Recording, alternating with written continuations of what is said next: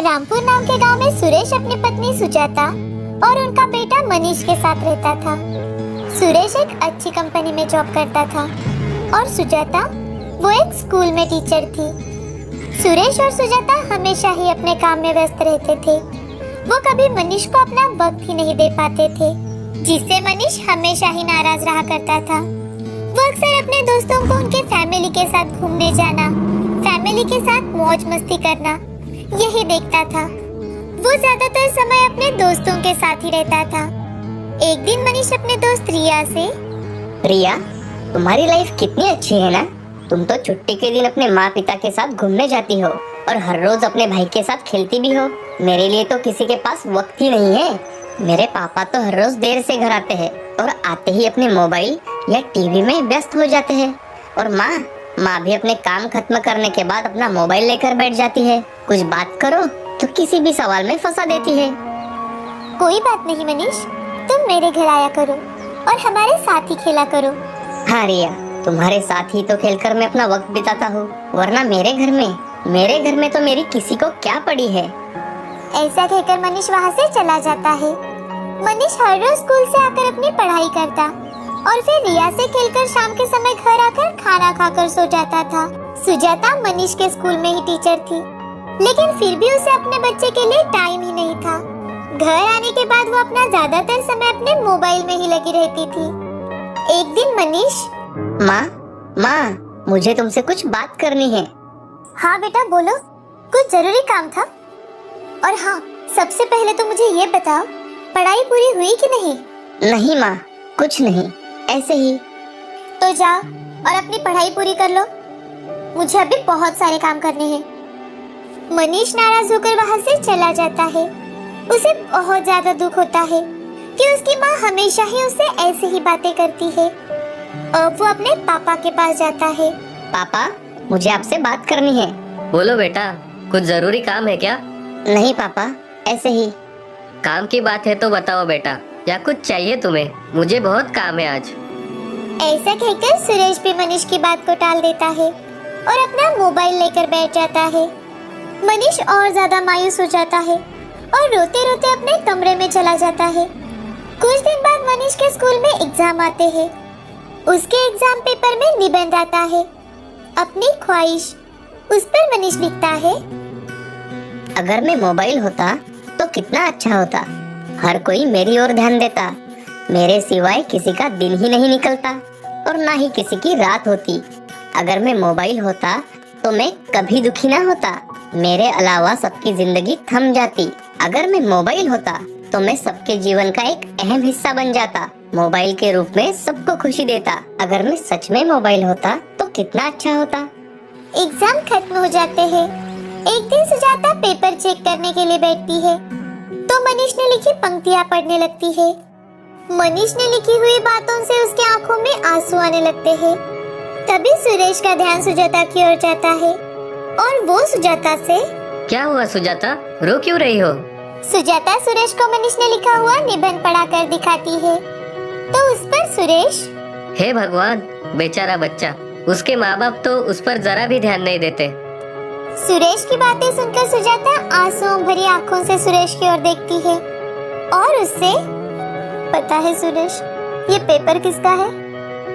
हमारे बेटे मनीष का। सुजाता की बात सुनकर सुरेश को जैसे एक सदमा सा लगा और वो सुजाता से, क्या? ये क्या कह रही हो सुजाता? हाँ, क्योंकि हमने अपने बेटे को कभी वक्त ही नहीं दिया। दिन भर काम करने के बाद हम हमेशा मोबाइल लेकर बैठ जाते हैं और जब भी वो हमारे पास आता है हम उसे कोई ना कोई काम में लगा देते हैं।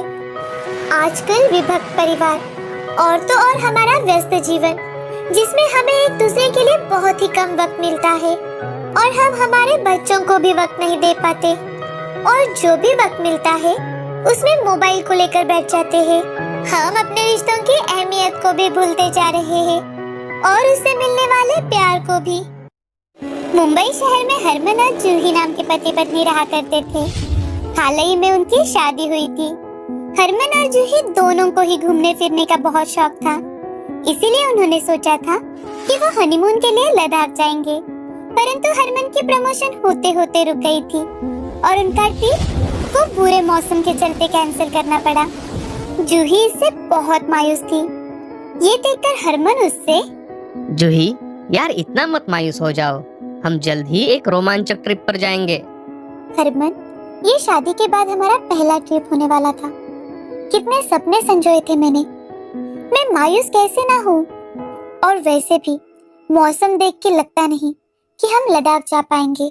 हरमन ये बात भली भांति जानता था, पर वो ये बात जूही से जाहिर नहीं करना चाहता था। एक दिन ऑफिस में जब वो मुंह लटकाए बैठा था, तभी उसका दोस्त रोहन आ जाता है और वो, ओ मेरे गबरू जवान, यूं मायूस क्यों बैठा है? भाभी जी से झगड़ा हो गया है क्या? नहीं यार रोहित, ऐसी बात नहीं है। तो कैसी बात है? हम दोनों ने शादी के बाद लद्दाख जाने की सोची थी, लेकिन दो विपदाओं के कारण उसे कैंसिल करना पड़ा। एक तो तू जानता ही है, हमारा खराब बॉस, और दूसरा लद्दाख का खराब मौसम। रोहित को अपने दोस्त के लिए बुरा लगा।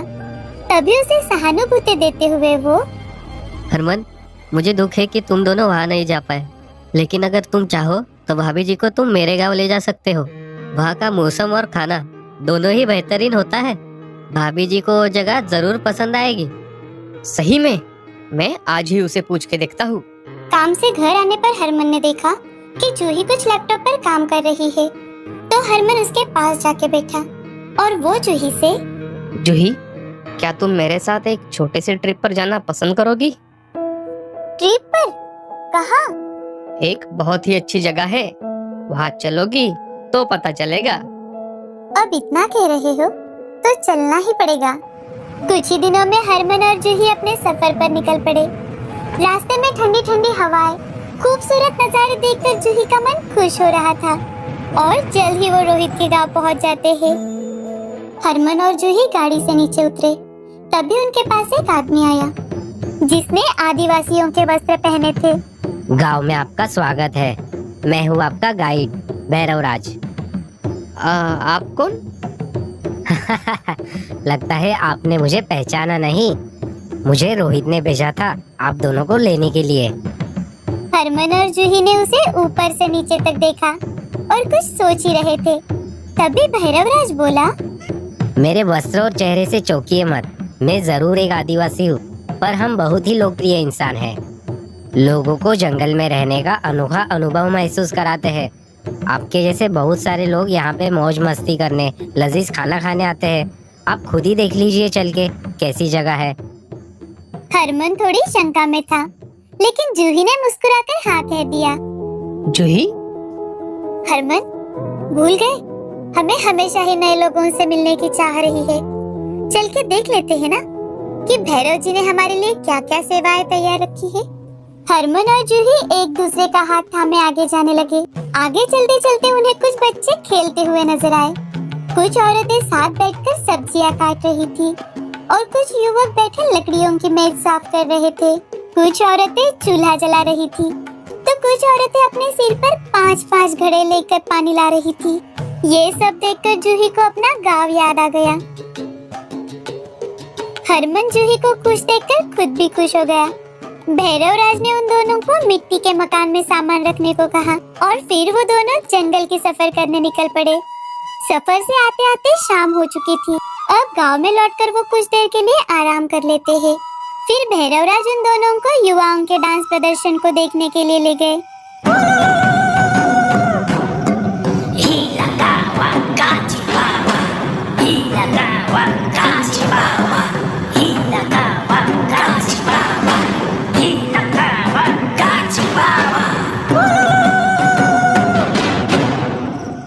जूही और हरमन खुद भी झूम रहे थे उन्हें देखकर।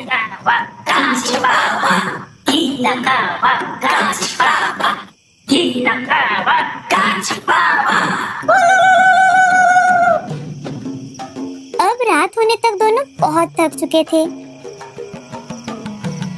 आप दोनों यहाँ ठंडी हवा में आराम कीजिए, मैं काम पर लग जाता हूँ। भैरवराज मुस्कुराया और उसने बैठने को कहा।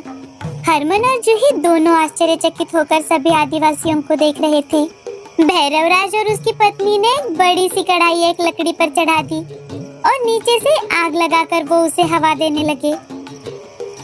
बाकी की औरतें कटे हुए सब्जियों का थाल लेकर आ रही थी और उसे आदमियों को सौंप रही थी, जो उन सब्जियों को कढ़ाई में डाल रहे थे। कुछ आदमी पत्थरों की सहायता से मसालों को कूट रहे थे। उनका मिश्रण भैरवराज को दे रहे थे, जो उस मिश्रण को कढ़ाई में डाल रहा था। उसके बाद एक बड़ा सा थाल भर के चिकन लाया गया, जिसे कढ़ाई में डाल के भैरवराज चलाने लगा। दूसरी ओर पर कुछ आदिवासियों का जोड़ा चावल पका रहा था और कुछ लोग थाल में जंगल से लाए हुए फल सजा रहे थे।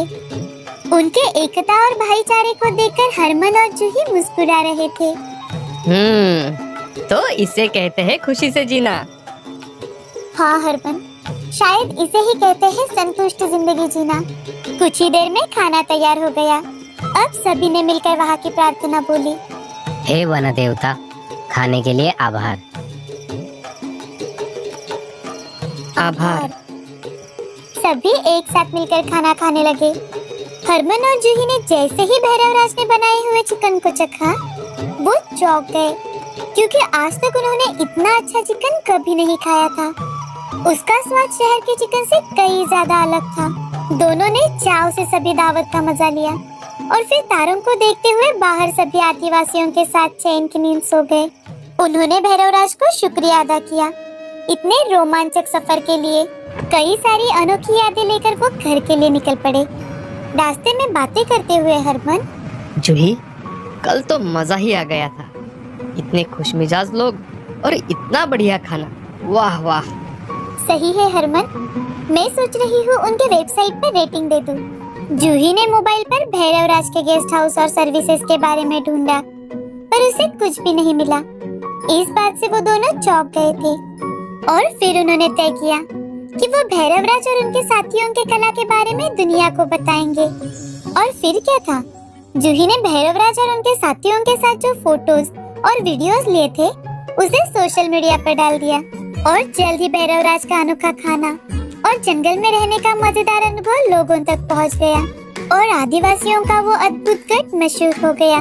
शुक्रिया रोहित, अगर तुम ये सलाह ना देते ना, तो हम इतने अच्छे खाने और इतने अच्छे सफर को हमेशा के लिए मिस कर देते। आखिर गांव किसका है?